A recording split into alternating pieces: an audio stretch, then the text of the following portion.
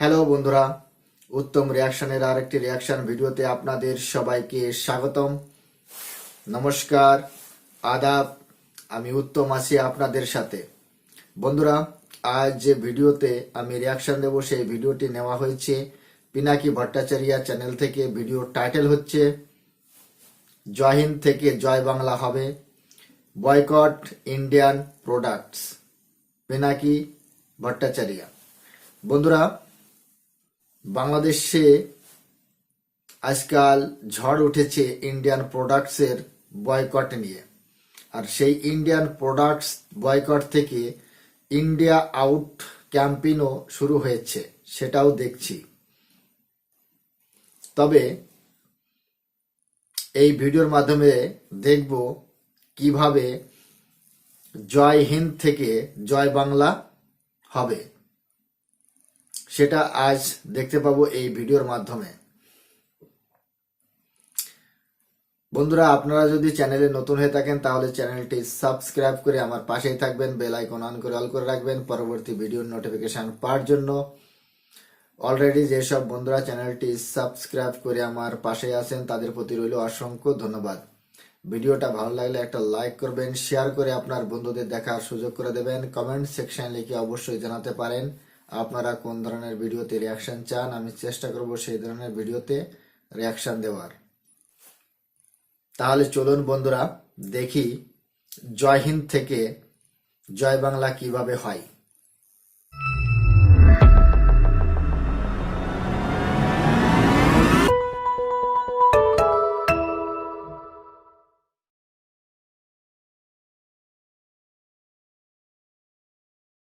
আন্দোলনের নেতা শহীদ আবরারকে,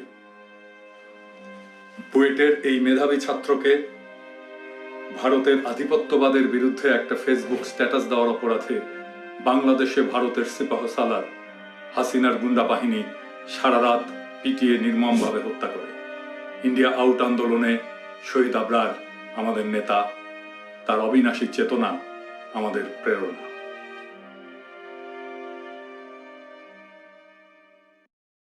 আল জাজিরার নিউজ দেখেছেন? এই যে এটা হাঙ্গেরি ইন্ডিয়া আউট কর্মসূচির একটা ভালো ফিডব্যাক পাইবেন। এটাতে কেমন চলতেছে আমাদের আন্দোলন। নিউজটা শুরু হয়েছে পান্থপথের এক দোকানদারের দিয়া। তার দোকানে প্যারাসুট তেল নাকি হট কেকের মতো বিক্রি হইতো, এখন একটা বোতলও বিক্রি হইতেছে না। শুধু প্যারাসুট না, কোনো ইন্ডিয়ান পণ্যই বিক্রি হইতেছে না। আরো একটা ফিডব্যাক আছে, কোন সামাজিক বা রাজনৈতিক আন্দোলনের কার্যকারিতা বোঝা যায় সে আন্দোলন যাদেরকে লক্ষ্য করে করা হইতেছে তাদের প্রতিক্রিয়া দেখা। তাই এই প্রতিক্রিয়াগুলো মানে আমাদের শত্রুর প্রতিক্রিয়াগুলো সতর্কতার সাথে মনিটর করতে হয়, আর সেটা দেখে পরবর্তী কর্তব্য নির্ধারণ করতে হয়। আপনারা এর মধ্যে দেখেছেন ইন্ডিয়ান নানা ইউটিউব চ্যানেলে অনেক প্রতিক্রিয়া আসছে, এমনকি ভারতের সরকারি প্রতিক্রিয়া আসছে, যেটা নিয়ে আমি গত পর্বে বিস্তারিত আলোচনা করছি। এটা ছাড়া আমার ফেসবুকের কমেন্ট বক্সে, ইউটিউব চ্যানেলে, এমনকি রেডিটে আমি কিছু আলোচনা দেখছি যা আপাত দৃষ্টিতে ভারতীয়দের মন্তব্য বলে মনে হয়েছে। এগুলো থেকে আমি 3 ধরনের প্রতিক্রিয়া পেয়েছি সাধারণ ভারতীয়দের পক্ষ থেকে। এক ধরনের কমেন্ট পাইছি সেই সমস্ত হিন্দুত্ববাদীদের পক্ষ থেকে যারা আসলে মোদীর সমর্থক। 2 নম্বর কিছু আছে খালি গালাগালি করে গেছে। দুনিয়াতে কিছু মানুষই থাকে যারা আসলে কিছু করতে চায় কিন্তু যোগ্যতা না থাকার কারণে করতে পারে না, তখন সে হয় এসে গালাগালি করে বা দল বেঁধে গুন্ডামি করে। এর সবচেয়ে উজ্জ্বল উদাহরণ হচ্ছে যে ওই যে আরে দূর ওই যে সোহরাওয়ার্দীর বডিগার্ড। ওই দেখেছে সোহরাওয়ার্দীর অখণ্ড বাংলার পিএম হইতে, তার যোগ্যতা নাই, মারে ফেল, কিন্তু তারও পিএম হওয়া লাগবে, তাই গুন্ডামি করার অভিজ্ঞতা আছে, সেটা কাজে লাগাই নেতা হয়ে গেল। ওর ব্যাগের মধ্যে একটা শঙ্কর মাছের লেজের তৈরি চাবুক থাকতো, জানেন নাকি? ওটা দিয়ে মারপিট করতো সবসময়, ওটা দিয়ে পিটাপিটি করেছিল। পাকিস্তানের সংসদে পিটাই মারিছিল শাহেদ আলীকে, স্পিকারে। তো শঙ্কর মাছের লেজ নিয়ে ওই মারপিট করেছিল, ওই ঢুকেছিল। আর 3 নাম্বার হচ্ছে বাংলাদেশের জমিদারি হারানো জমিদার হিন্দুর বংশধরেরা। সেই যে 47 একটা থাপ্পড় গাইছিল, থাপ্পড়ের একটা সাউন্ড দেন, জোরে সাউন্ড দেন, তার বেদা এখনো যায়নি। হ্যাঁ, আগে তো মাইর হয়েছিল, সাউন্ড হয়নি, সাউন্ডটা আজকে দিলাম আর কি, থাপ্পড় দিলাম, মারলে মায়ের একটা সাউন্ড দেন, আবারও দেন। মনে রেখেন 47 হাঙ্কারে যে মানচিত্র হাঙ্কারে পূর্বপুরুষরা বানাই দিছিল না, সেটাই কলে এখনকার মানচিত্র বাংলাদেশের। আর এই ছাড়া বাংলাদেশের সোশ্যাল স্পেসে কিছু আলাপ তো আছেই, আমি তাদের কথা বিশেষ করে বলতে চাই না, কিছু বললেই বলবে যে বুঝছে। হ্যাঁ, সোশ্যাল মিডিয়াতে কথা ছেড়ে দিবে, কিন্তু সেটা নিয়ে কথা কওয়া যাবি না, মানে নক করে বসে থাকে লাগবি। আচ্ছা কোন তো সামাজিক বিতর্ক বলে তো একটা জিনিস আছে, তুমি একটা কথা কবা, আমি একটা কথা কমু, আমি দ্বিমত করবো, এভাবে তো সমাজ আগে যায়, তাই না? তাই আমার ক্ষুদ্র ভ্রাতার ভগ্নীদের কই যে আমার সাথে একমত হওয়া ভালো, খারাপ না, কিন্তু বেশি ভালো আমার সাথে দ্বিমত করা। দুনিয়ার সবচেয়ে গৌরবের পরাজয় কোনটা জানেন? দুটা পরাজয় গৌরবের, এক সন্তানের কাছে পরাজয়, আর 2 নম্বর শিষ্যের কাছে পরাজয়। আমি সেই দিন দেখে যেতে চাই যেদিন জাগরে আমি ক্ষুদ্র ভ্রাতার ভগিনী বলে ডাকিছি, তারা জ্ঞানে, বিদ্যায়, প্রজ্ঞায়, মহত্বে, সাহসে, শৌর্যে, ভালোবাসায় আমার সাথে অনেক বৃহৎ হয়েছে। ওই দিন আমার সবচেয়ে আনন্দের দিন হবে। তবে বাংলাদেশে যারা এই ক্যাম্পেইনের প্রথম দিন থেকে আমার বিরোধিতা করেছে, তাদের জন্য আমার খারাপই লাগিচ্ছে। নিছক ব্যক্তিগত ক্ষোভের কারণে জাতির এক ঐতিহাসিক অর্জনের অংশ হবার পেল না। আমি নানাভাবে কইছি আন্দোলনে যোগ দেন, দিচ্ছেন না। আমি এটা কয়েক কথা কয়ে রাখি আজকে, ছোট মুখে বড় কথা, পরে গেলে পস্তাইবেন। কিছু আছে যারা আমলিক করে, কিছু আছে প্রত্যক্ষভাবে ভারতীয় পণ্য নিয়ে ব্যবসার সাথে জড়িত। একজনের দেখলাম টিকটক করিছে, এই যে এটা। Fahad Chowdhury boycott India product, কয়দিন পেঁয়াজ না পাঠাইলে বয়কট ইন্ডিয়া প্রোডাক্ট বাইর হয়ে যাবে। তো উনার প্রোফাইলে গিয়ে দেখলাম যে উনি ইন্ডিয়ান কাপড় চোপড় বেচেন। এডিটর সাহেব দেখান, ওনার পগন্য ট্যাগ মারা আছে ইন্ডিয়ান কাপড় চোপড়ে, সেটা দেখান। তাই প্রতিক্রিয়ায় উনার এই কথা বলছেন, ওনার ব্যবসায় মনে করছেন যে ওনার ব্যবসায় ধস নামবি। কিন্তু বোন আমার, আমি তো তোমার ব্যবসার পেটে লাথি মারতে চাই না। আমি তো তোমার পণ্য বর্জন করার কথা বলিও নাই। বলছি কি, আমি বলছি যারা এই পণ্য আইনা ছোট কাজ ব্যবসা করে, তারা যেন স্টক শেষ করে আর পণ্য না আনে, আর বিকল্প উৎস খুঁজে নেয়। তো বন্ডি, তুমি তো পাকিস্তানি পণ্য রাখো, তাই না? সেটা দিয়ে ব্যবসা করো, বাংলাদেশি পণ্য রাখো, আমরা খুশি হই। তুমি ভালো করো, আমরা দোয়া করি তুমি ভালো করো। ইন্ডিয়া পেঁয়াজ পাঠানো বন্ধ করে দিলে কি আমরা মারা যাব? বন্ধ তো করে দিছিলই, প্রায় দেয়। এরপরে জেদ করে ইন্ডিয়ান পণ্য বিক্রি করতে চাইলে তোমারই ক্ষতি হবে, এটাই আর কি। তুমি আমাকে ছোট বোন, তোমার ব্যবসা ভালো চলুক, আমরা চাই, দোয়া করি তুমি ভালো করো, কিন্তু আমরা তোমার শত্রু না। কিন্তু দেখবা, তুমি যদি ইন্ডিয়ান পণ্য বিক্রি করতে থাকো, ব্যবসায় তো সবসময় শত্রু থাকে, তাই না? তোমার শত্রুরা তুমি ইন্ডিয়ান পণ্য বেচো, এই সিল লাগাই দিলে তোমার দীর্ঘমেয়াদে ক্ষতি হবে। হ্যাঁ, ব্যবসা জয় বাংলা হয়ে যাবে, হাঙ্গারে কিছু করা লাগবে না।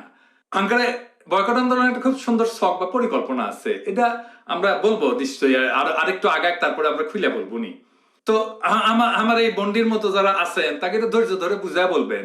আমি আশা করি বুঝায় বললে ওনারা শুনবেন। আমাদের লক্ষ্য কারো উপরে জুলুম করা না, কারো পেটে লাথি মারা না। আপনারা দেখবেন আমরা পণ্য বয়কট এমন ভাবে প্ল্যান করেছি যাতে বাংলাদেশের কোনো মানুষ ক্ষতিগ্রস্ত না হয়। আর আজকে দেখলাম সাংবাদিক মাসুদ কামালের একটা ভিডিও, ওইখানে ওনার করা একটা এপিসোডে ইন্ডিয়ার ধুমায় গালাইতেছে। উনি আবার সেটার মধ্যে কিছু কিছু পড়ে শোনাইছেন, এটা আপনারা সময় থাকলে দেখবেন। মিলন সামন্ত উনি লিখেছেন, ভারতে ডক্টর দেখাতে আসে কেন? তোমরা নিজেরা ডক্টর বানাও না? আমরা ভারতীয়রাও বাংলাদেশি পণ্য বয়কট করতে চাই, কিন্তু ভারতের বাজারে এমন কোনো বাংলাদেশি পণ্য খুঁজে পাচ্ছি না যেটা বয়কট করতে পারি। ভারতের পণ্য ছাড়া কিভাবে সম্ভব? বাকিগুলো বাদ দিলাম, শুধু মরিচ পেঁয়াজ না আসাতে হাহাকার উঠে যায়, তাহলে বাকিগুলো না আসলে কি হতে পারে? সুতরাং আপনারাই উৎপাদন শুরু করে দেন, কেমন? কারণ উনার আর আমার পাওয়া মন্তব্য বা প্রতিক্রিয়াগুলা একই রকমের। এটা দেখতে বলতেছি যে তারা কিভাবে, কোন চোখে আমাদেরকে দেখে, সেটা বোঝার জন্য। তো এখন আসেন, এই সমস্ত কমেন্ট, মাসুদ কামালের ভিডিওর কমেন্ট, আমার এখানকার কমেন্ট, এগুলো দেখে কি বোঝা যাচ্ছে? বোঝা যাচ্ছে হাঙ্কারে বয়কট বিপুলভাবে সফল হয়েছে, এবং এর মধ্যে ইন্ডিয়ার দাদাগিরিতে একটা বিশাল থাপ্পড় আমরা দিতে পারিছি। থাপ্পড় হবে, এবার সাউন্ড হবে। আসেন আমরা একটা উদাহরণ দিয়ে দেখি। উনি বলতেছেন ইন্ডিয়ান প্রোডাক্ট বয়কটের ডাক ব্যাপকভাবে কার্যকর হচ্ছে। স্বপ্ন সুপার শপে ঢুকছিলাম, গণহারে ইন্ডিয়ান প্রোডাক্ট ডিসকাউন্টের ট্যাগ লাগানো দেখে ছবি তুলতে লাগলাম। তো সেলস বয় আইসা বলে, ছবি তুলতেছেন যে? বললাম ছবি তুলে বাসায় পাঠাবো। ছবি দেখে ওইখান থেকে অর্ডার আসবে, কিছু নিব নাকি কেটে পড়বো। সেলস বয় অনিশ্চয়তায় থাকলো, আমি কেটে পড়লাম। আমাদের বয়কট ছড়াই গেছে দেশ থেকে বিদেশে। আসেন দেখি ইংল্যান্ডে কিভাবে বয়কট হচ্ছে। এডিটর সাহেব পুরোটাই দেখাইবেন। আমাদের এক ভাই সুন্দরভাবে ইংরেজিতে ব্যাখ্যা করছে কেন আমরা এই বয়কট করছি। ভালো করে শুনবেন, দরকার হলে এটা ছোট করে কেটে নিয়ে নিজেরা টিকটক বানাইবেন, নিজেদের ফেসবুকে দেবেন, ইউটিউবে দেবেন। দেখেন, শুনেন। So we basically at Apna Cash and Carry, and obviously we check everything before we purchase, and we boycott Indian products. That's it. So we all Indian product boycott. yeah. But You want to say something? Boycott all Indian products. Boycott all Indian products. That's it, right? That's right. Okay, because they're undermining our democracy, obviously, by interfering in our internal politics.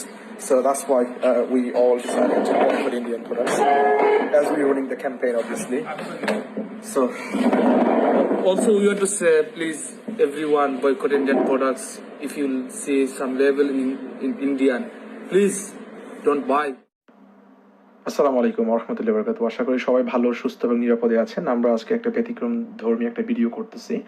So as you all know, we were running a campaign to boycott all Indian product to restore democracy in Bangladesh, and especially they undermined our democratic election process by engaging with our current illegal prime minister. Obviously, the India provided all necessary arrangement and all necessary assistance to illegal government in Bangladesh to obviously survive in fourth term, to be honest. So anyway, there's a long story. It's not possible to give every single details in this small video, but obviously those who followed geopolitics and international politics closely, you all knows actually the Indian interference are tremendously creating rampage in Bangladesh, and especially people in Bangladesh are really unhappy, and as a result they all decided to boycott Indian product to send a clear message to Indian government, so make sure Indian government can realize that obviously Indian government has to work with the people of Bangladesh, not to any specific or particular political party. Obviously, a political party will come and go, obviously, but the relationship in between people to people will sustain for a long term. So obviously, if India think about the relationship in between people to people, they have to stop now, and they will obviously review what they've done in past, and they will apologize, and obviously they will help to restore democracy in Bangladesh rather than demolishing and obviously abusing our democratic process, and especially abusing their power in or their interference in Bangladesh. Especially, as you all know, India is our neighbor country, and obviously we do appreciate their help and their involvement in 1971 war in between Bangladesh and Pakistan. We do highly appreciate that, but that doesn't mean that they can actually do internal interference, especially in terms of politics. Is not allowed, to be honest. It's created a serious conflict among people. So see the reaction from general member of the public. He's not a political individual. He don't have any political background. His father, his generation has no clue actually what's going on in Bangladesh. But he wants our Bangladesh to be free from Indian interference, and that's why he's contributing. So dear brother and sister, please join in this campaign, and together we can achieve our goal. We can achieve our objective, and overall we can send a message to Indian government that there is a time now they have to rethink and think about it, what they done in past, and think about before they stepping up to our internal contacts and internal affairs.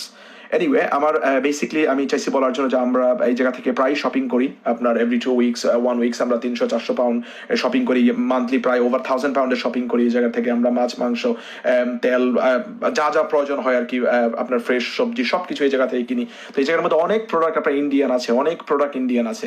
So আমরা প্রত্যেকটা product কেনার আগে check করছি, চাল কেনার আগে check করছি। আপনার চালের বস্তা 35 পাউন্ড 40 পাউন্ড করে নেই, আমরা 2-3-4 বস্তা একসাথে কিনে নেই। সো এই আমরা সবকিছু চেক করে এই জায়গা থেকে কিনছি। একটা প্রোডাক্টও যেটার মধ্যে ইন্ডিয়ান লেখা, আমরা এইরকম কোনো ইন্ডিয়ান প্রোডাক্ট আমরা কিনি নাই। এবং এটা কিন্তু not only in the UK, আপনার এই ক্যাম্পেইনটা কিন্তু আপনার চলতেছে পুরো বিশ্বের মধ্যে চলতেছে। বাঙালি যে জায়গার মধ্যে আছে সব জায়গার মধ্যে এই ক্যাম্পেইনটা কিন্তু চলতেছে।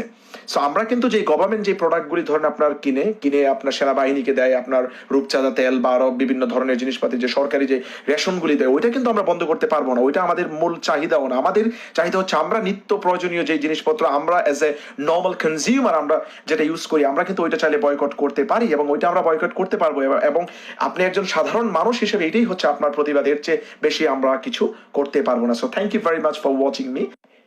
ইনশাল্লাহ আবার দেখা হবে আরেকটা ভিডিওর মধ্যে, এবং আমরা হ্যাপিলি মর্নিং এর ব্রেকফাস্ট এই জায়গা থেকে করে, খুবই মজার ব্রেকফাস্ট, আমরা ব্রেকফাস্ট করে আমাদের দিন শুরু করলাম।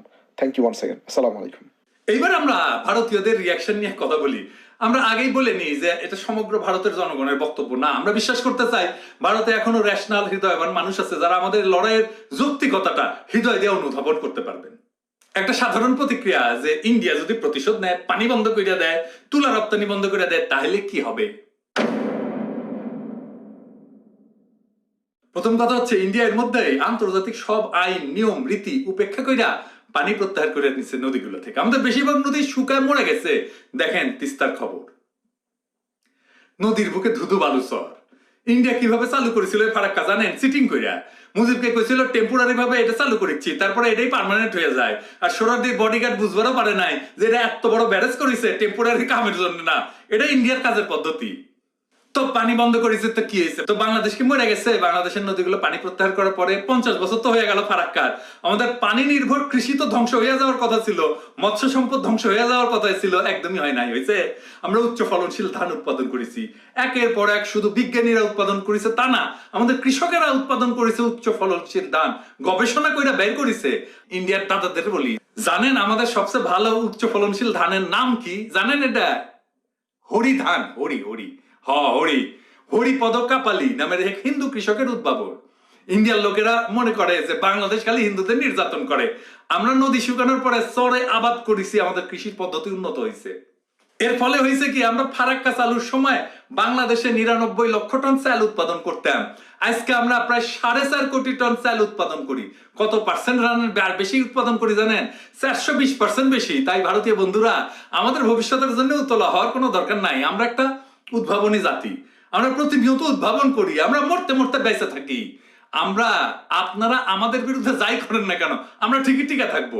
নদী মাতৃক যে কোনো দেশ ধ্বংস হয়ে যেত নদীর উপরে এরকম করে বাদ দিলে, আমরা ধ্বংস হই নাই, আগাইছি বহুগুণে। ইন্ডিয়া কিছু বুড়া গরু পাঠাইতো, সে মাংস হালা সিদ্ধ হইতো না, বিশ্বাস খাইছেন না?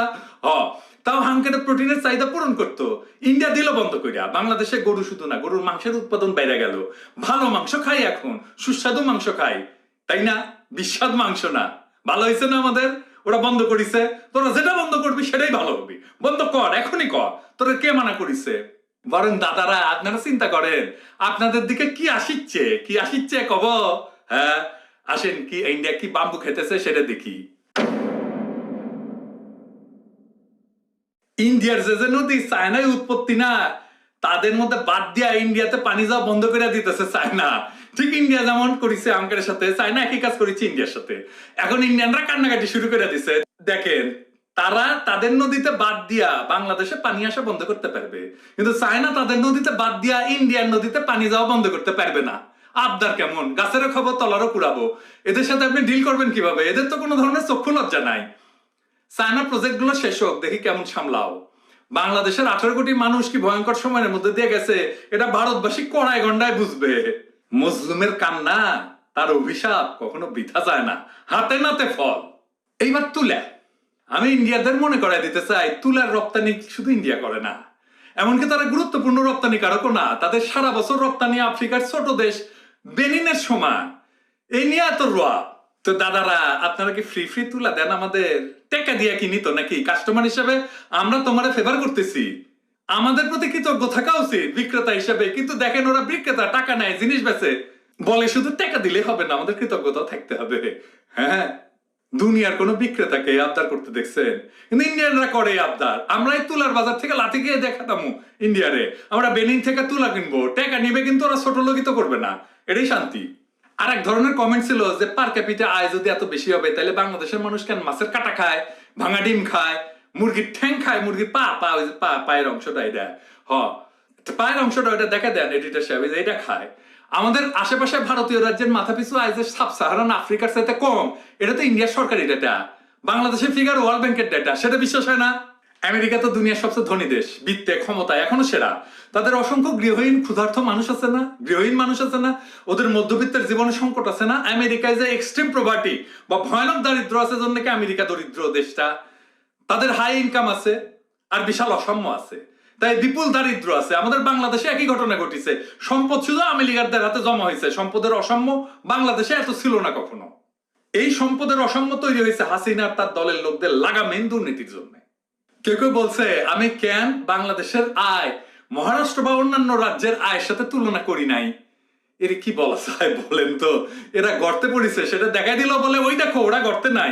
পাকিস্তান আমলে পূর্ব আর পশ্চিম পাকিস্তানের আয় বৈষম্য ছিল, এই জন্য আমরা স্বাধীনতা সংগ্রাম করলাম, দেশ স্বাধীন পাইলাম। মহারাষ্ট্রে গড় আয় বেশি হইলে আসামে বা পশ্চিমবঙ্গে যদি কেউ আনন্দে বগল বাজায় তাতে আমার বলার কিছু নাই। তার বগলের লোম অবশিষ্ট আছে কিনা সেটা জানার আগ্রহ নাই, কিন্তু আমরা বলতে চাই আমরা বাংলাদেশিরা ইসলামাবাদ আর করাচি লাহোরের আয় বেশি এটা দেখে বগল বাজাইনি, বরং অস্ত্র হাতে লড়াই করেছি, পশ্চিম পাকিস্তানের শোষণের জাতাকল থেকে মুক্তি পাইছি। এটা হইতেছে ফৈন্নি মেন্টালিটি, ফৈন্নি। দেখো আমার বড় লোক আত্মীয় আছে, কেউ কেউ এমনকি বলতেছে যে বয়কটে আমরা না খেয়ে মরবো, এমন ভাব যে আমাদের ফ্রিতে মাল সামান দেয়। ইন্ডিয়া মালদ্বীপে ট্যুরিজম বয়কট করে শক্তি দেখাইতে পারে আর আমরা দেখাইলে আমরা খারাপ। কেউ কেউ আবার বলতেছে আমরা যদি বয়কট করি তাহলে যদি ইন্ডিয়া প্রতিশোধ নেয় তাহলে কি হবে, আমরা তো আমাদের রপ্তানি বাজার হারাইতে পারি। বাংলাদেশে একজন ইউটিউবার দেখলাম ঢুইলা কইতেছে, ঢুইলা বয়ান দিতেছে, গোমূত্র খেলে যে নিশা হয় জানা ছিল না। ইন্ডিয়ান লেসপেন্সার একটা। ইন্ডিয়া যদি হাঙ্কারে বয়কট করে হাঙ্কারে কাজ আরো সহজ হয়ে যায়। বাংলাদেশের ইন্ডিয়ার বাণিজ্য ট্যুরিজম যদি বন্ধ হয়ে যায় আমরা প্রত্যেক বছর 20 থেকে 25 বিলিয়ন ডলার বাঁচাইতে পারবো, যা দিয়ে আমরা দেশের কাজ করতে পারবো। হাঙ্কারে বয়কট দেশের অর্থনীতিকে নিজের পায়ে দাঁড় করাইবো। আমরা দেশীয় উৎপাদকদের উৎসাহ দিই, আপনারা আপনাদের পণ্য নিয়ে আগে আসেন, আপনাদের কাজ আমরা সহজ করে দিতেছি, আপনাদের তৈরি পণ্যের মান যাই হোক ওটাই আমরা কিনবো। বাংলাদেশি পণ্য না থাকলে অভারতীয় পণ্য কিনবো, তবু আমরা ইন্ডিয়ান পণ্য কিনবো না। এইবার আসেন ভারতের চিকিৎসার প্রসঙ্গ। আমি নিজে কিছু বলবো না, ভারতের একজন বিখ্যাত ইউটিউবার বক্তব্য শোনেন।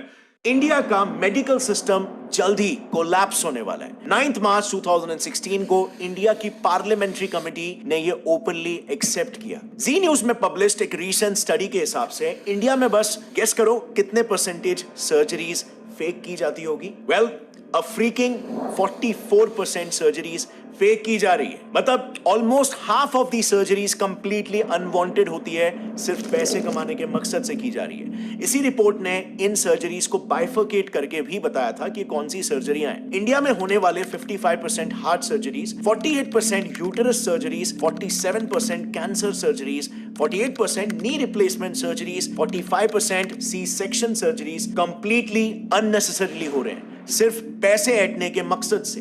रीजन सिर्फ और सिर्फ एक कॉर्पोरेटाइजेशन ऑफ हॉस्पिटल्स, यानी कि हॉस्पिटल्स को भी कॉर्पोरेट कंपनीज की तरह टारगेट और प्रॉफिट सेंट्रिक बना देना। एक काफी इंटरेस्टिंग रिसर्च पेपर है जिसमें रिसर्चर्स ने महाराष्ट्र के टॉप हॉस्पिटल्स के 43 specialist doctors, senior government x officials और कॉर्पोरेट हॉस्पिटल्स के मैनेजर्स को तक इंटरव्यू किया ताकि वो इन हॉस्पिटल्स में जो कंपनीज की तरह ही टारगेट बेस्ड स्ट्रक्चर चल रहा है उसे पब्लिकली एक्सपोज कर पाए।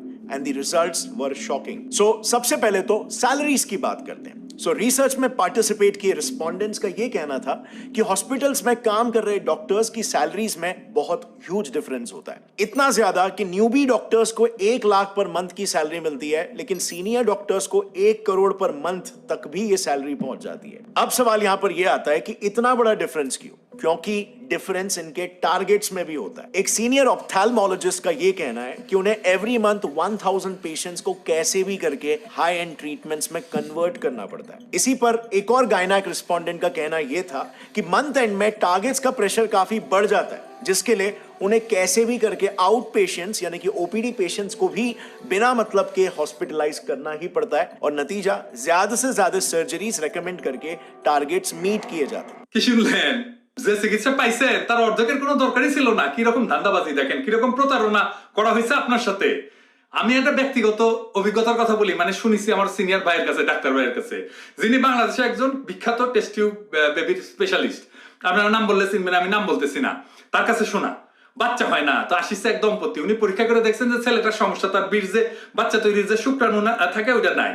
তো ওই গেছে ইন্ডিয়ায়, তোরা দেখে বলছে বাংলাদেশের ডাক্তার ঠিক বলে নাই, আপনার কম আছে কিন্তু শুক্রাণু কিন্তু হবে, ওটাতেই হবে। তারপরে বাচ্চা নিয়ে লাফাইতে লাফাইতে আসিছে আমার ওই সিনিয়র ভাইয়ের কাছে। তো আমার সিনিয়র ভাইটা ধরতে আসছে যে আপনি বললেন নাই, এই দেখেন বাচ্চা নিয়ে আসিছি। হাঙ্কারে সিনিয়র ভাই উনি আছেন পংটা, তো উনি নিজের খরচে ডিএনএ টেস্ট করে দেখে বাচ্চাটা ওই লোকের না, মানে উনার বউয়ের পেটে অন্য মানুষের জিনিস ভরিছে। মিশা কথা না, মিশা কথা না, মিশা কথা হইলে যেন আমার মাথায় ঠাডা পড়ে।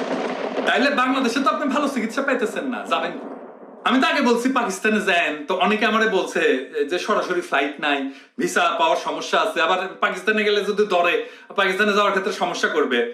আমাদের আরেকটা ডেস্টিনেশন আছে, আছে ভালো ডেস্টিনেশন, খুবই ভালো ডেস্টিনেশন, আসেন সেটা আমরা দেখি। সেটা হইতেছে মালয়েশিয়া। আমি আজকেই চেক করেছি আমার এক বন্ধুর সাথে যে মালয়েশিয়া থাকে, সে বলছে চিকিৎসা ব্যয় বাংলাদেশের সমান।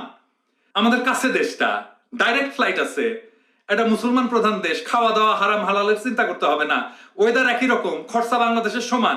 যারা ইন্ডিয়া চিকিৎসা নিতে যান তারা মালয়েশিয়া যান, এটা একটা ভালো ডেস্টিনেশন পাওয়া গেছে। জয় বাংলা স্লোগানটা আমাদের মুরব্বীরা বলে, ওটা এসেছিল জয় হিন্দ থেকে। তো বগুড়া আমরা তো ছোটবেলা দেখেছি, আমরা কইতাম ডিম ভাজি, তো সেটা ঢাকাতে এসে দেখলাম যে ওটা কয় অমলেট। মানে ইন্ডিয়ার জয় হিন্দ, বাংলাদেশে এসে হয়েছে জয় বাংলা। আমরা খালি চিকিৎসার জন্য মালয়েশিয়া যাওয়া শুরু করি, তাহলে জয় হিন্দ। বন্ধুরা, সারা বাংলাদেশের মানুষ কিন্তু খারাপ না। সকল বাংলাদেশিরা কিন্তু ইন্ডিয়ান প্রোডাক্টস বয়কট করছে না। বাংলাদেশের বিএনপি, জামায়াত এবং এদের যারা সহচর, তারাই ইন্ডিয়ান প্রোডাক্টস বয়কটের নাম করে ঘেউ ঘেউ করছে। আমি ভারতীয়দের উদ্দেশ্যে বলছি এবং বিদেশি ভারতীয় যারা, তাদের উদ্দেশ্য করে বেশি করে বলছি, আপনারা ভারতের প্রোডাক্টস বেশি বেশি করে কিনবেন এবং বাংলাদেশিদের দেখিয়ে দেবেন যে আমরা ভারতীয়। বাংলাদেশের 16 কোটি মানুষ যদি ইন্ডিয়া প্রোডাক্টস, ইন্ডিয়াকে বয়কট করতে পারে, তাহলে আমরা 140 কোটির দেশ। বিশ্বের যে কোনো দেশে যদি 10 জন বাংলাদেশি থাকে, সেখানে 100 জন ভারতীয়রা আছে। তা আমি তাদের উদ্দেশ্য করে বলছি, আপনারা বেশি বেশি করে ভারতীয় প্রোডাক্টস কিনবেন এবং ভারতের পক্ষ থেকে বাংলাদেশিদের কঠিন জবাব দেবেন। দেখবেন এরা কিছুদিন পরে অটোমেটিকলি ঘেউ ঘেউ করা বন্ধ হয়ে গেছে। আমরা জানি, যখন রাস্তা দিয়ে হাতি চলে না, তখন রাস্তার সাইডে যে সমস্ত কুত্তা থাকে না, তারা সেই সব কুত্তা ঘেউ ঘেউ ঘেউ ঘেউ করতে থাকে। ভারত বর্তমান সময় 5ম অর্থনৈতিক দেশ। আগামী দিনে জার্মানি আর জাপানকে বিট করে 3য় স্থানে ভারত পৌঁছাবে। আমরা সেই দিশা, সেই লক্ষ্যে এগোচ্ছি। এই বাংলাদেশের কিছু গলির কুত্তার কথা শুনে আমরা যদি আমাদের পথ চলা বন্ধ করে দিই, তাহলে কিন্তু আমাদের লক্ষ্য পূরণ হবে না। এই জন্য আমি বিদেশি ভারতীয়দের উদ্দেশ্যেই বলছি, আপনারা বেশি বেশি ভারতীয় পণ্য কিনবেন এবং বাংলাদেশিদের জবাব দেবেন। অপরদিকে বাংলাদেশের ব্যবসায়ীরা ভারত থেকে আমদানি করছে, তার কারণ আগামী রোজার জন্য তারা যাতে বাজারে দ্রব্যমূল্যের দাম না বৃদ্ধি পায়, তার জন্য প্রথমেই আমদানি করে রেখে দিচ্ছে। হয়তো আমার কথা বিশ্বাস আপনাদের হচ্ছে না, হবে না তো। বাংলাদেশের মিডিয়া যখন প্রচার করছে, সেটা তো বিশ্বাস করবেন। দেখুন তাহলে ভিডিওটা কি বলছে এখানে, আর ব্যবসায়ীরা আবার কি বলছে। চাহিদা মেটাতে এখনই বিভিন্ন নিত্যপণ্য আমদানি শুরু করেছেন ব্যবসায়ীরা। প্রতিদিন হিলি স্থলবন্দরে ভারত থেকে আসছে ছোলা, ডাল সহ নানা পণ্য। ব্যাংক থেকে বড় আকারের ঋণ না পাওয়ায় আগে থেকেই এই উদ্যোগ। তাতে রমজান মাসে দাম নিয়ন্ত্রণে থাকার প্রত্যাশা সংশ্লিষ্টদের। রমজানের বাকি এখনো মাস দেড়েক। চাপ কমাতে এখন থেকেই নিত্যপণ্য আমদানি শুরু করেছেন হিলি স্থলবন্দরের আমদানিকারকরা। রোজার মাস এলেই দেশে ডাল, ছোলা সহ অন্যান্য প্রয়োজনীয় নিত্যপণ্যের দাম বাড়ায় ব্যবসায়ীরা। চাহিদা অনুযায়ী যোগান রাখতে আগে থেকেই এবারও প্রস্তুতি নেওয়া হচ্ছে। গভর্নমেন্ট যদি এটা ইচ্ছা করে যে নিত্যপণ্যের জিনিসগুলো যেগুলো না আছে, এগুলা যদি দ্রুততার সহিত যদি এলসি হওয়া এবং ভারত থেকে যদি আমদানি হয়, তাহলে বাংলাদেশে মনে হয় কোনো প্রভাব পড়বে না।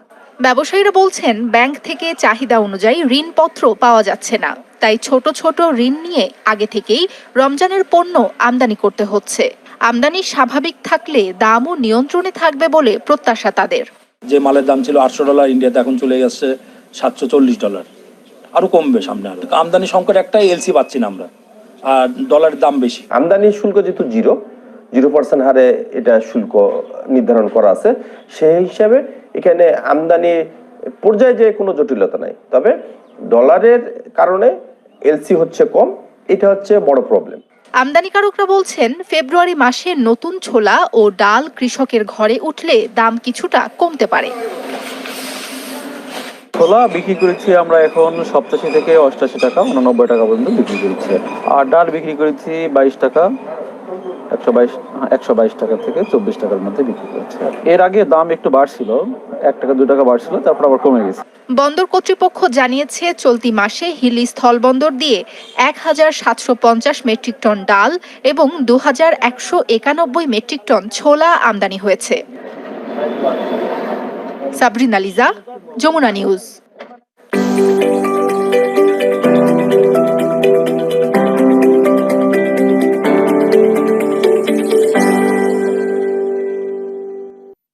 ক্ষুদ্র ঋণ নিয়ে ভারত থেকে আমদানি করছে, এলসি খুলতে পারছে না, রিজার্ভ সংকট, ডলার সংকট, বেশি বেশি কি করে কিনবে? আবার রেফারেন্স করছে এই বয়কট কুত্তারা, বলছে যে আলুর গায়ে তো মেড ইন ইন্ডিয়া লেখা থাকে না, পেঁয়াজের গায়ে তো মেড ইন ইন্ডিয়া লেখা থাকে না। আলু চায়না থেকে আসে নাকি? পেঁয়াজ জাপান থেকে আসে নাকি? বাংলাদেশের মার্কেটে কোনটা ইন্ডিয়ান আলু আর কোনটা পেঁয়াজ ইন্ডিয়ান, সেটা কি বাংলাদেশের মানুষ বা বাংলাদেশের জনগণ জানে না? অবশ্যই জানে যে কোনটা ইন্ডিয়ান আলু আর কোনটা ইন্ডিয়ান পেঁয়াজ, কোনটা ইন্ডিয়ান মশলা, সেটাও জানে।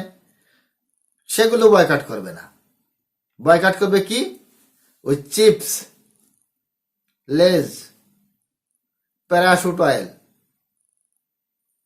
রূপচাঁদা, এইগুলো বয়কট করবে। আর ওই যে কথায় আছে না, মরা মানসির যদি এইটা এই যে এইগুলো যদি সাফ করে দেওয়া হয় না, তাহলে কিন্তু সে হালকা হয় না। ভারতের অর্থনীতির মাজা ভাঙতে গিয়ে বাংলাদেশের অর্থনীতির জয় বাংলা হচ্ছে, ঠিক আছে? এটাও দেখতে হবে, সেটা বলছে না। চীনের কোনো দ্রব্য বয়কট হবে না, পাকিস্তানের দ্রব্য বয়কট হবে না, পাকিস্তানের আরো সাথে যেতে হবে এলাজ করানোর, ট্রিটমেন্ট করানোর জন্য সাজেশন। আবার মালয়েশিয়ার যার স্বপ্ন রয়েছে চিকিৎসা করানোর, এ যেহেতু মালয়েশিয়া তো ভারত, 500 টাকা দিয়ে বর্ডার পাস হয়ে ভারতের সরকারি হসপিটালে এসে ভালো মানের ট্রিটমেন্ট করে ফ্রি ওষুধ নিয়ে চলে গেলাম বাংলাদেশে, তাই তো? হ্যাঁ, সেটাই মনে হচ্ছে। মামা বাড়ি তো মালয়েশিয়া, চলে গেলাম মামার কাছে, মামি দুধ ভাত খাওয়াবে সেখানে বসায় বসায়। খাইয়ে আসো, যাইয়ে খাইয়ে আসো বলছি তো।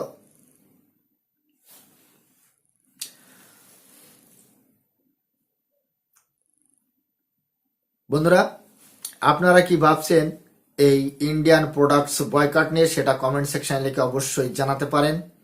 আর ভিডিওটা ভালো লাগলে লাইক করবেন, শেয়ার করে আপনার বন্ধুদের দেখার সুযোগ করে দিতে পারেন। চ্যানেলে যদি নতুন হয়ে থাকেন তাহলে সাবস্ক্রাইব করে আমার পাশেই থাকবেন, বেল আইকন অন করে অল করে রাখবেন পরবর্তী ভিডিও নোটিফিকেশন পাওয়ার জন্য। সবাই ভালো থাকুন, সুস্থ থাকুন, দেখা হচ্ছে নেক্সট রিয়াকশন ভিডিওতে। ততক্ষণ সবাইকে নমস্কার।